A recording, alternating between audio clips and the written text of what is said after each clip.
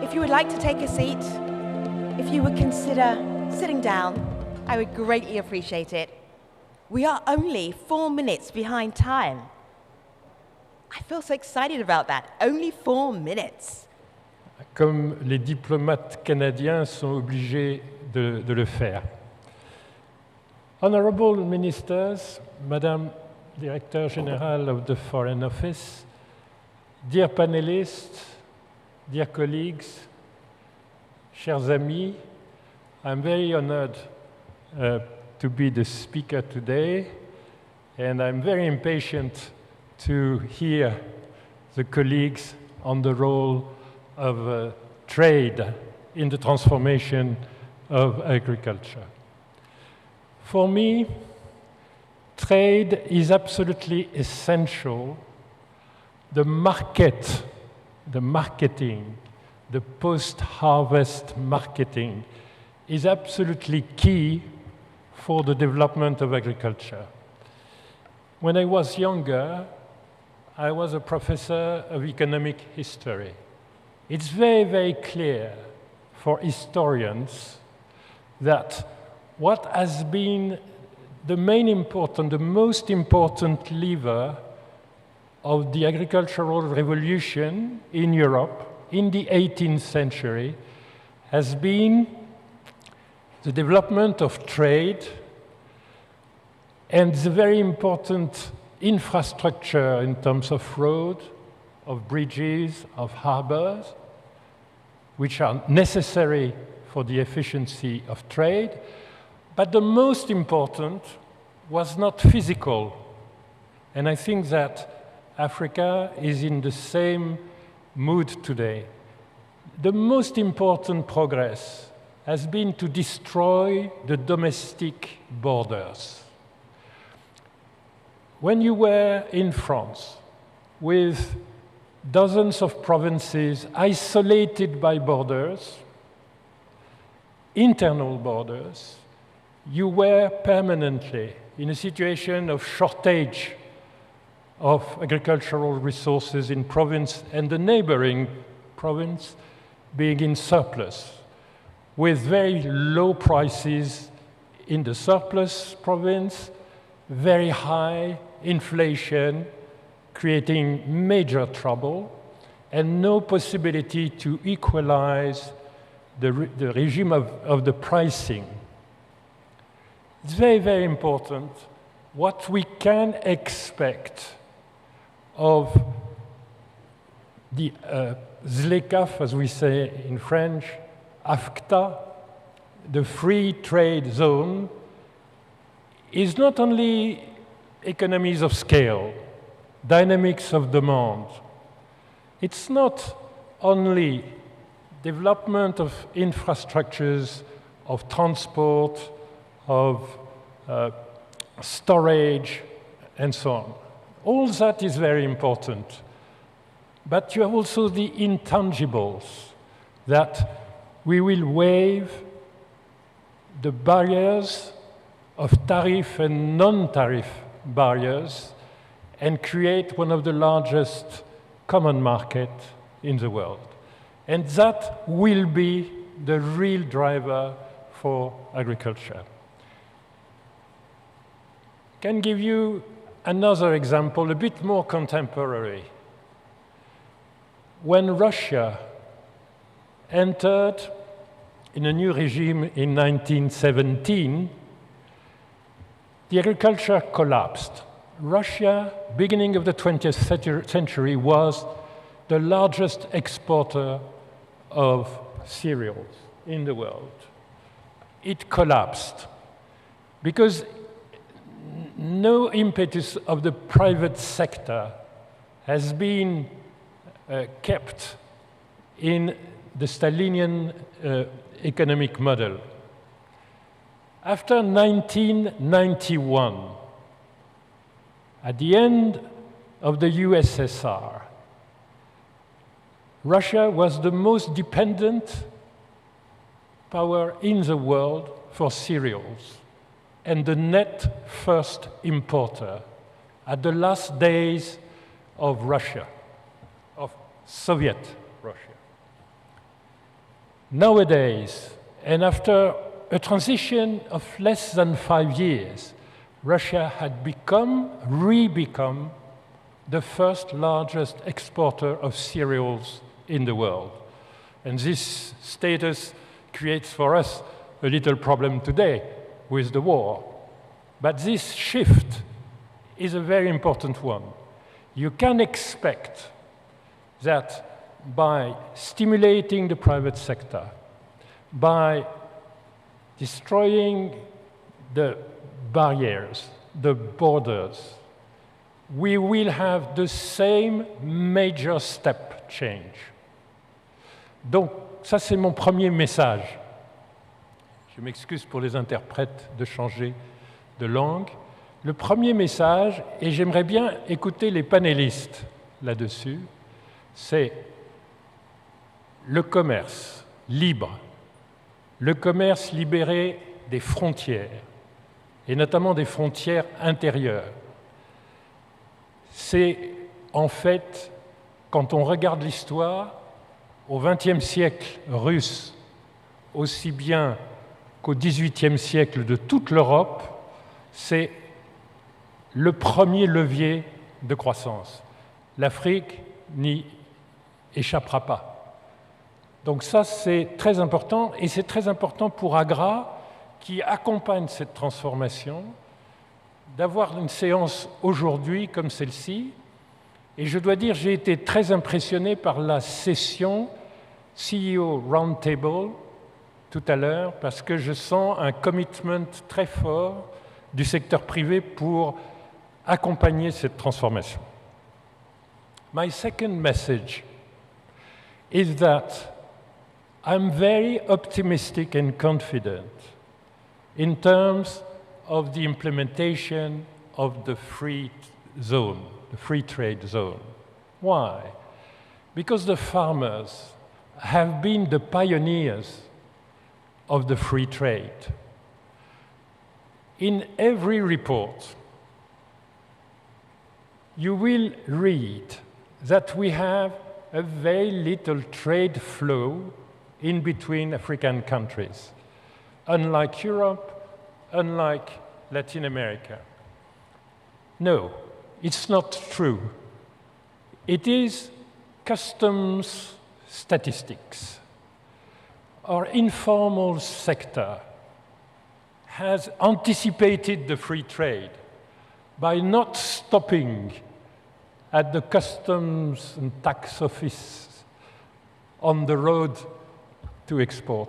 And we have a few proofs of that. Take the sanctions against a country.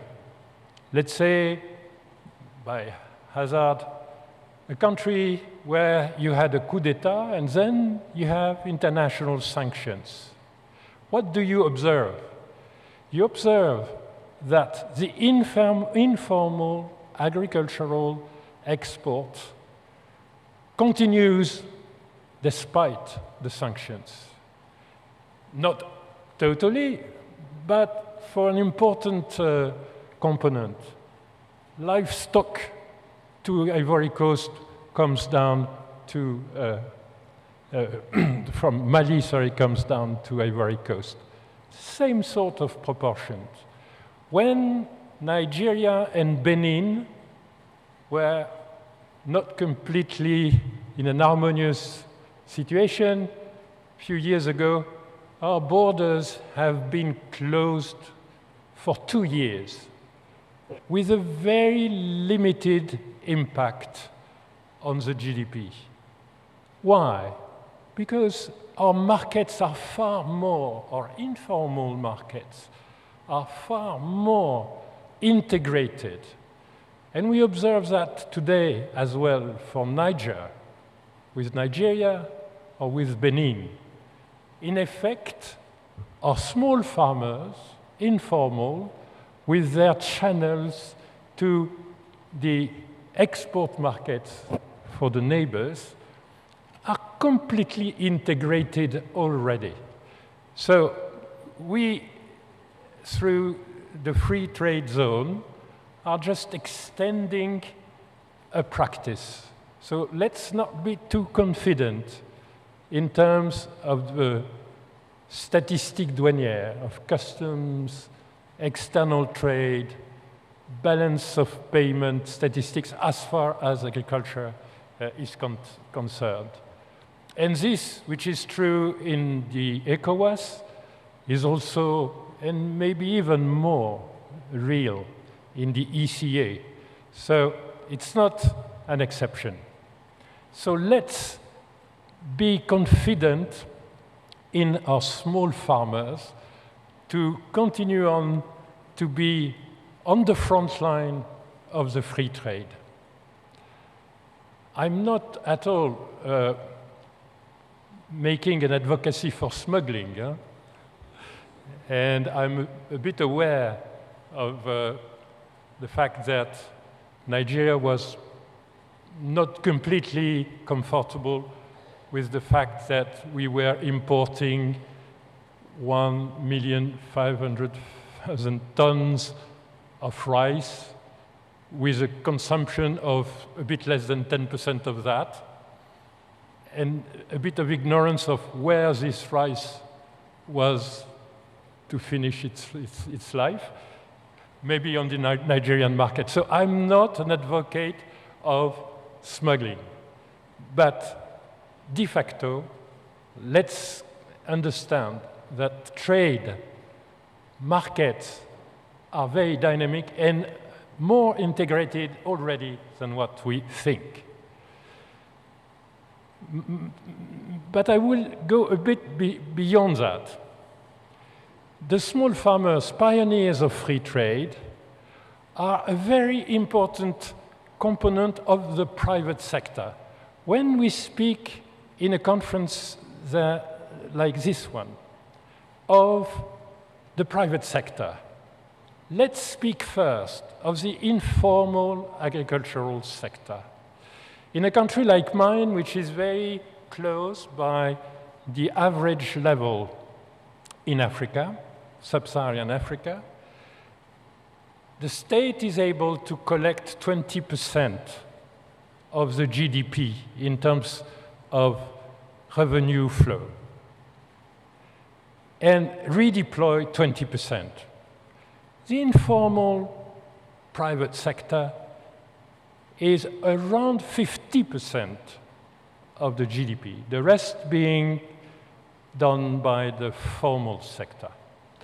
So the number one force, strength in our economies remains the informal sector.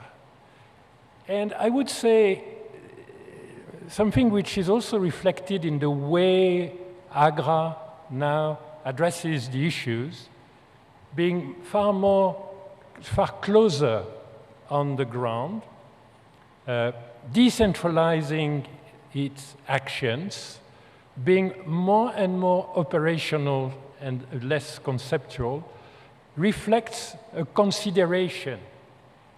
The small farmers command respect by their skills and their market adaptation, their quality as market players, and they are rarely perceived that way.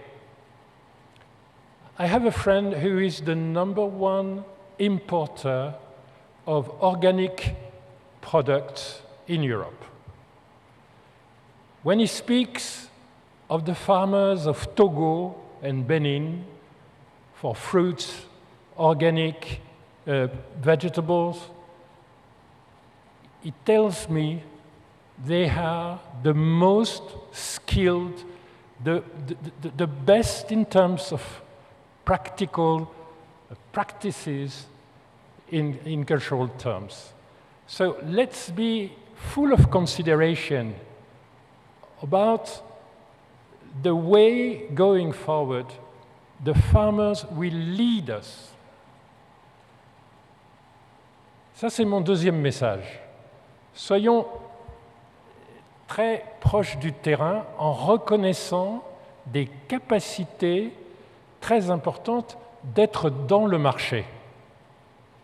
And I will take a last example for this theme.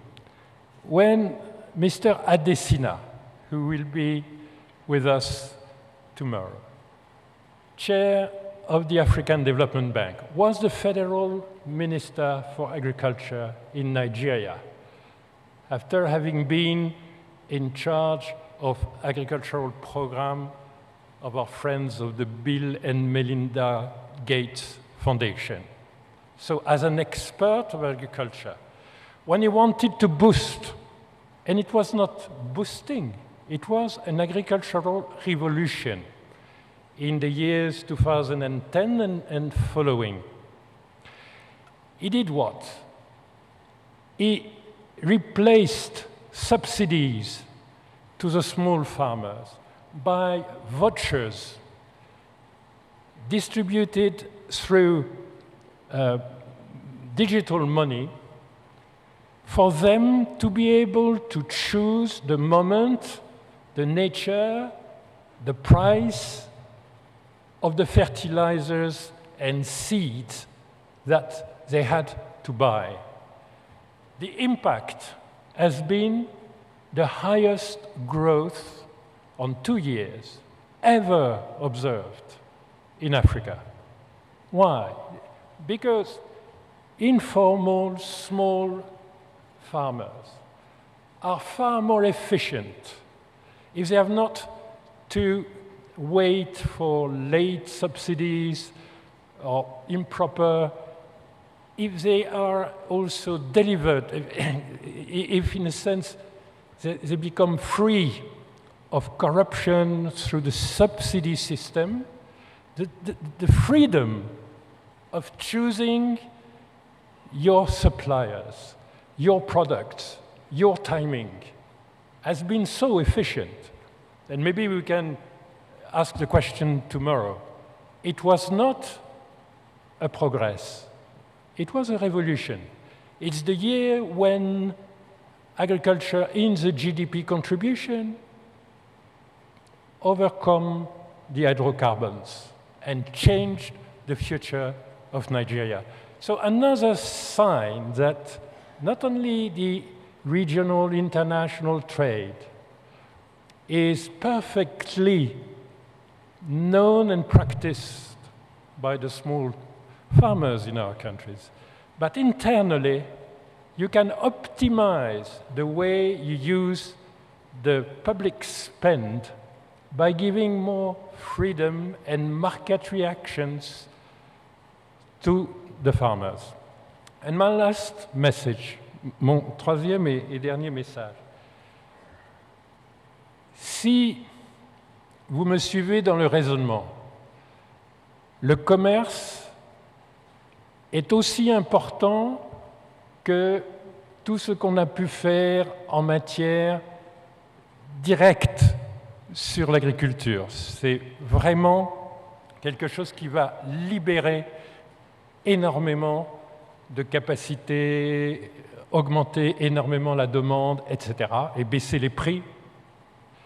Si vous me suivez aussi sur l'idée que les agriculteurs de nos pays sont véritablement les leaders de l'évolution, alors le rôle de l'État pour encourager cette commercialisation devient essentiellement un rôle de servir la communauté des producteurs, ceux qui assurent, en dehors du commerce et du transport qui leur sont liés, ceux qui assurent, au fond, quand même, pas loin de 40% du PIB.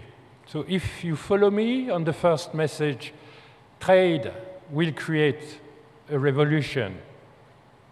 If you follow me on the second message, our farmers have been pioneers of the new evolutions in terms of market practice and trade development, then you will accept that for the government, for the partners and DFIs, it's very important not to assist the farmers, but to serve them And this is a major change, I think, because they need a good market environment.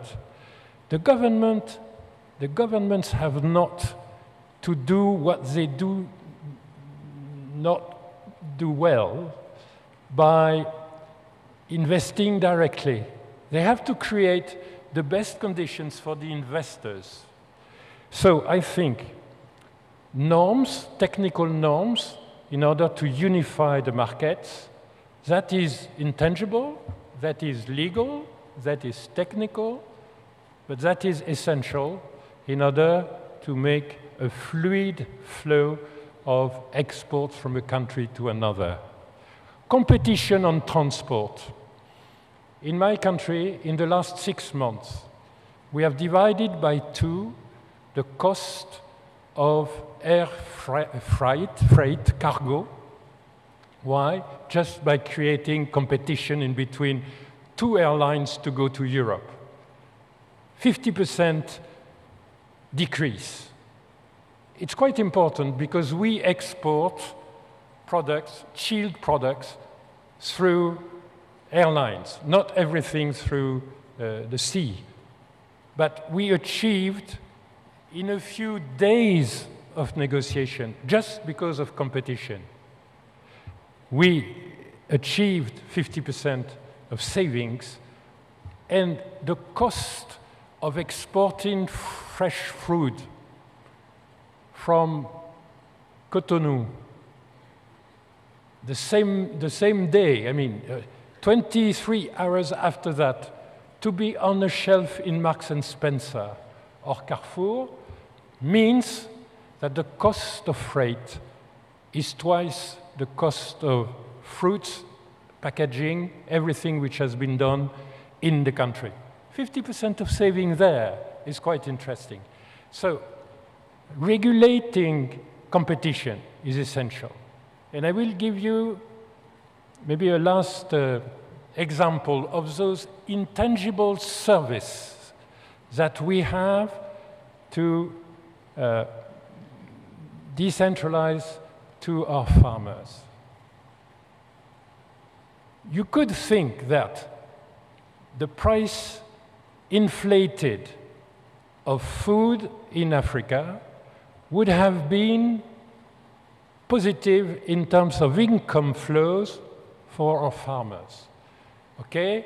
You have the world inflation, you have the imports inflated, but you have also the dynamics of substitution, and in a country like ours, maize, manioc, all secondary cereals have gone up quickly because it's yearly crops, and the prices are far higher. It's a problem for the consumer, but it could be, or it could have been, an added income for our farmers, who are the majority of the population. And it has not been the case. Why? Because in between the market and the farmer, you have a middleman, you have a loan shark, you have a usurer. So the benefits of higher prices, the benefits for the producers of imported inflation and broader market locally has been confiscated. And you have seen the consumer hit by inflation and the producer not served by a better price. And in between, something which has to be regulated to provide the finance necessary for the market to operate normally. And for that, when you have scarcity, you have to have a better income. If not, you have lost on the 2 fields, for the consumers and for the farmers. That is the role of the state, creating conditions of markets in terms of competition, in terms of correcting malpractices in financial terms, that is more important than the quantum of money to be invested. So let's consider, and we will see if it's accepted by our panelist colleagues, on the intangibles, but in a spirit of respect and consideration by our leaders. And I can say, as a former prime minister, our leaders are not the prime ministers. Our leaders are the farmers. Thank you.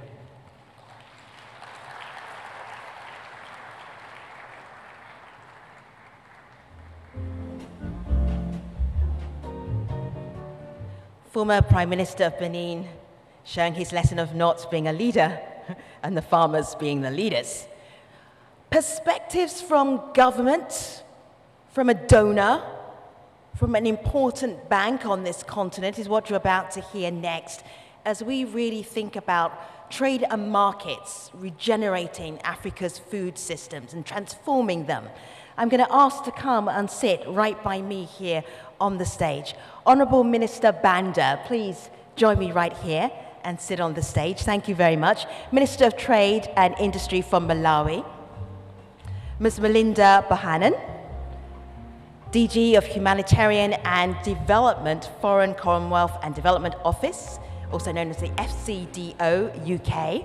Minister, let me show you where you're sitting. Melinda is going to sit next to you.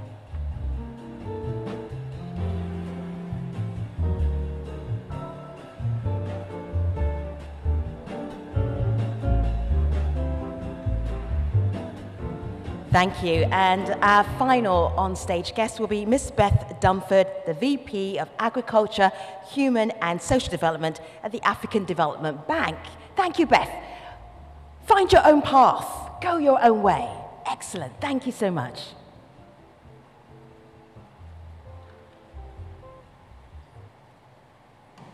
Minister, I'm going to ask you to start. If we are framing this conversation, what are you bringing to us from Malawi? Thank you very much, moderator. I was a very attentive listener when the Prime Minister was actually lecturing us, and I was like I was in class. But I also understood that he was trying to challenge us, that he, as leaders and the policymakers, we have quite a big role to play in terms of shaping the trade and markets of agricultural produce in the continent. So I would start by saying that it is of no use to produce when you are not sure that you have a market. And this is very important because from time immemorial, African countries were producing for consumption. But we reached the time when the production was more than the consumption. And then we thought of trading. And I will speak about trading and marketing and linking the two to build that kind of symbiotic relationship. So we need to have the legal and regulatory framework that creates a conducive environment for trading. And then we need systems strengthening to have structured markets where farmers could actually benefit from the same. So probably that's my departing point. Do we have systems that support the marketing where we can be able to sell the agricultural produce at a profitable markets? And then do we have the legal and regulatory frameworks that support the trading? And finally, Madam Moderator, are issues about trade integration. Are we optimizing the opportunities in terms of the marketing space? The Prime Minister has talked about continental free trade area. How much are we utilizing the same to make sure that we promote trade and marketing of the agricultural produce from various countries? Thank you, Madam.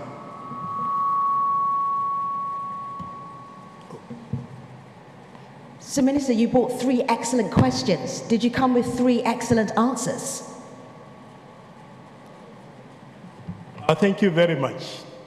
Countries, and in this context, I'm also talking about Malawi, is where we need to come up with a legal and regulatory framework that creates conducive environment for trading and investment in our country. For us as a country, me as minister responsible for trade and investment, that is one of my 4 KPIs, to make sure that we create that conducive environment and we can attract some more foreign direct investments. That we've done. And I wanted also to make mention that I think the meeting is aware of a very huge and big opportunity that has been created by Continental Free Trade Area, where we have a population of 1.3 billion with an estimated GDP of 3.4 trillion US dollars. What does that mean? It means Africa has a market within itself, but also has the capacity to produce more for Africa and beyond. I was also particularly interested when the Prime Minister talked about the blocking system in terms of food supply in Europe because of the Russia-Ukraine war. I think Africa can take that as an opportunity now to produce more, to even feed people beyond Africa. That is an opportunity that we need to utilize. Ms. Bohannon, how does the FCDO in the UK see the potential for markets and also trade on the African continent? Fantastic, thank you. I wanted to start by acknowledging that I thought that was an excellent presentation from His Excellency Lionel Zinzu, and really enjoyed listening to you, so thank you. And it's great to be here, and I wanted to also congratulate AGRA and Dr. Agnes Kalibata, and of course to thank the government of Tanzania for being hosts. I wanted to start quickly by broadening the context. So the challenge is very formidable. We are off track on Sustainable Development Goal 2 for zero hunger globally, and we know internationally what the challenges to those are from the external context and the internal context. But the challenge of building resilient food systems in this environment is formidable. We also know the demographic trends on this continent are such that the demand for food will be driving a tripling of food demand, 2.2 billion people on the continent by 2050, with global demand also growing, which is both a challenge and an opportunity for the continent. The solutions that we see, I mean, to answer your question, Femi, the answer is a lot of potential, but we need to talk about solutions. I think we know why. To a certain extent, we know how, but the question is the system and the solutions that enable that system to function. So my 5 points will actually echo the previous speaker's points, I think. You spoke about trade, serving farmers in the market environment. Increasing regional food production really has to be at the center of the solution. We have to grow better, we have to grow more. We know the importance of better organization, of inputs and of output markets, and of promoting storage, reducing transport costs. We need those mechanisms to consistently produce surpluses and enable their productive use. The second is absolutely private sector investment in the uptake of technologies are absolute ingredients to help us transform. We need to roll out, in particular, climate-smart technologies, productivity-enhancing technologies across agricultural lands. Many of those are already proven. The question is how we enable their deployment and take them to scale. The third is we absolutely need intracontinental trade, including investment in processing, transport, and logistics, to bring down those internal barriers that His Excellency was speaking about, and to tackle the high costs of moving goods within the continent. Critical infrastructure to support trade is absolutely vital. We know that markets remain too disconnected and too fragmented, and the cost of those, and we need to bring down the costs of those transport systems. For example, we have BII investing here in port facilities in East Africa. The challenge is how to connect that to the first mile and so forth, so we're working with and supporting the internal market. Data will be absolutely vital for policymakers, investors and agribusiness, farmers and consumers. Robust data, timely data, market information systems, those support sound investment decisions. They empower local producers. They give them a better foresight and analysis into what they need to do and how to make efficient choices. We have the example of the COMESA digital regional food balance system launched by AGRIF last year, which the UK and Piata supported. And finally, Africa's food system resilience and stability does require joining these interconnected dots that we've spoken about across this conference, from the macroeconomic, climate, health, trade, and wider development issues. We have the regional frameworks in the Common Free Trade Area, in CAADP, and the subsequent post-Malabo process to drive that policy coherence and make sure these interdependencies are connected. Really, finally, political commitment to all of this is key. I don't think we can leave the panel without pointing that out. We need to deliver the policies and stay the course and be consistent. It's those long and loud signals that the private sector needs in order to have the confidence to invest. So the task is daunting, but to answer your question, Femi, I'm absolutely confident that Africa can go much further in meeting its own food demands through markets and trade while supporting and exporting to the rest of the world. And we must not accept a situation in which that potential is lost.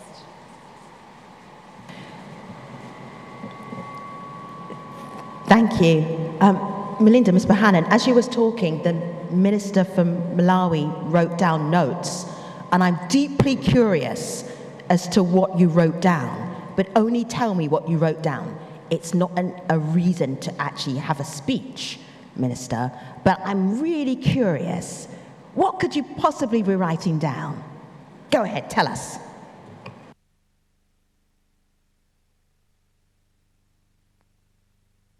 I thought there are a number of issues that I think we need to share with the meeting here.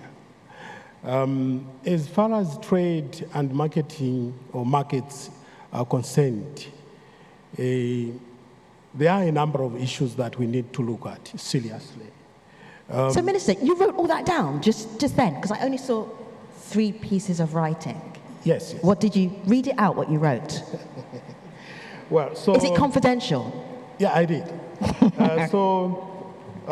Firstly, I have a number of issues that I've highlighted here. Number one is access to markets,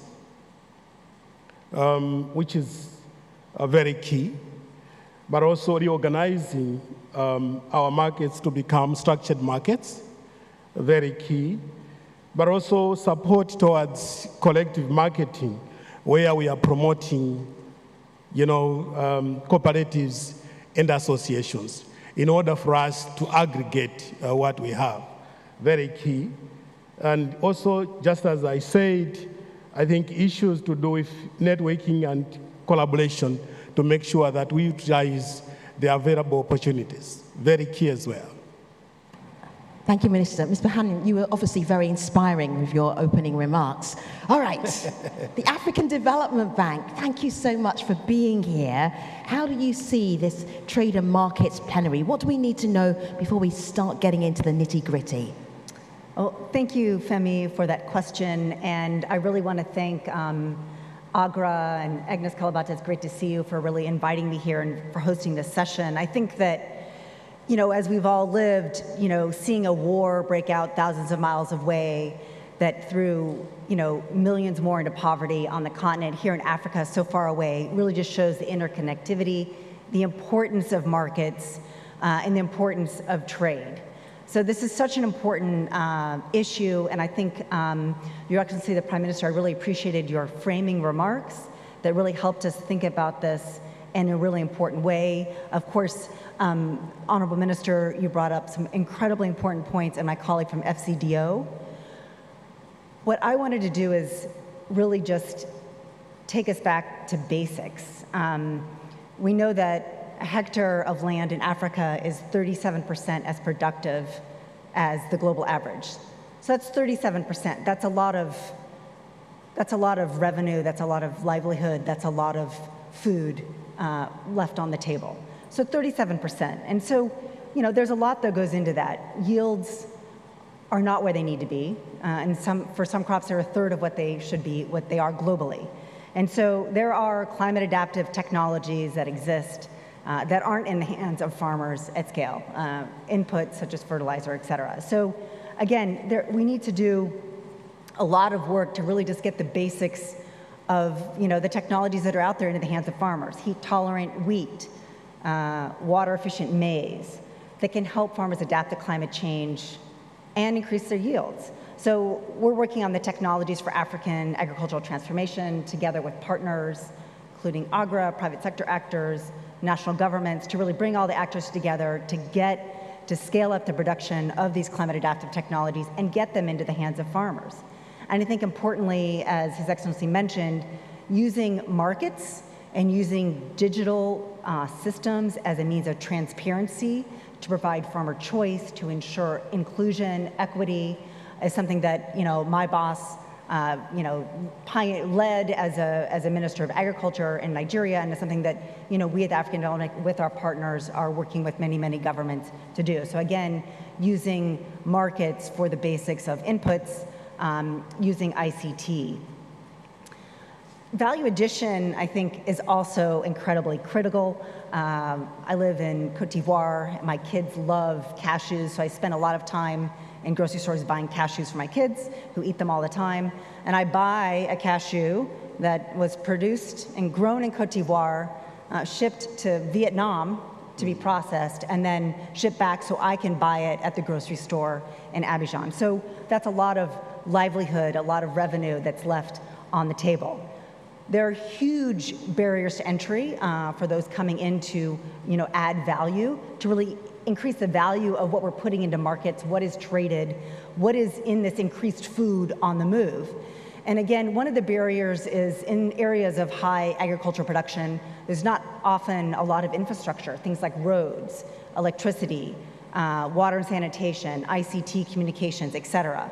And so what we're doing is partnering with governments and private sector to build special agro-industrial processing zones that aggregates this infrastructure in areas of high agricultural potential to lower the barriers to entry for processors to come in and invest. And this, we've invested $1.5 billion together with our partners in 24 special agro-processing zones. And this idea is really catching on. Here in this week in the marketplace, you see those who are working on or in and around these special agro-industrial processing zones coming to sort of pitch their ideas and their investments. So again, what we put into markets, the level of product that we're putting in the market is incredibly important. As we know that, markets are incredibly important. Africa, has the potential and the resources to feed itself and to feed the world.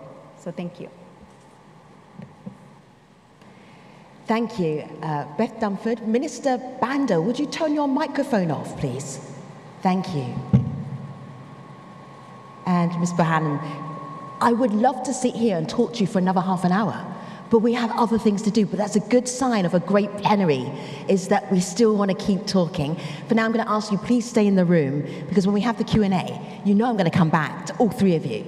We've had the voice of government, we've had the voice of a bank, we've had the voice of a major international donor. Thank you for bringing your voice to our plenary today. Please take your seats. Thank you.